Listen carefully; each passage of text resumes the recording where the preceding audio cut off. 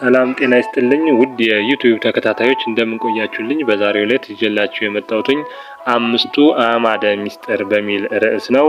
አዕማድ ማለት አንደኛው ምሰሶ ማለት ነው። በሁለተኛ ደረጃ ወሰን ወይም ድንበርን መግለጽ የምንጠቀምበት ነው። አምስቱ አዕማደ ምስጢራት በክርስትና ሕይወት ውስጥ አምስት አዕማደ ምስጢራት አሉ። እነዚህም አንደኛው ምስጢረ ሥላሴ፣ ሁለተኛው ምስጢረ ሥጋዌ፣ ሶስተኛው ምስጢረ ጥምቀት፣ አራተኛው ምስጢረ ቁርባን፣ አምስተኛው ምስጢረ ትንሣኤ ሙታን ናቸው። እነዚህ አምስቱ ምስጢሮች ትርጉማቸው ምን እንደሆነ ውስን በሆነ ሀሳብ የሚገልጽላችሁ ይሆናል። አብራችሁኝ ቆዩ። የመጀመሪያው ምስጢረ ሥላሴ ማለት አምላክ በመለኮት አንድ በአካል ሶስት የሆነበትን ለመግለጽ የምንጠቀምበት ምስጢር ተብሏል። የሰው ልጅ በቀላሉ መረዳት ስለማይችል እነዚህን ለማወቅ እጅግ ጥልቅ እውቀት የሚጠይቅ በመሆኑ ምስጢር ተብለው ተቀምጠዋል። በሁለተኛ ደረጃ ምስጢረ ሥጋዌ ማለት ነው።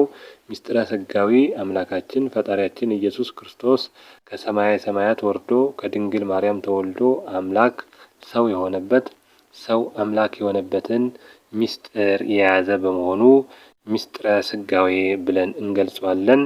በሶስተኛ ደረጃ ምስጢረ ጥምቀት ይሆናል። ምስጢረ ጥምቀት ካህኑ ውሃውን ወደ ጸበል ወይም ወደ ማየ ገቦ የጌታ ጎን ከወጣው ውሃ የሚቀይርበት ስርዓት ዳግም ጥምቀት የምናገኝበትን ለመግለጽ ሲባል ምስጢረ ጥምቀት ተብሏል። ይህም ምስጢር የሆነበት ምክንያት ካህኑ ውሃን ወደ ጥምቀት ወደ ጸበል የሚቀይርበትን እውቀት የያዘ በመሆኑ በቀላሉ የሰው ልጅ መረዳት የማይችለው በመሆኑ ምስጢር ተብሎ ይገለጻል።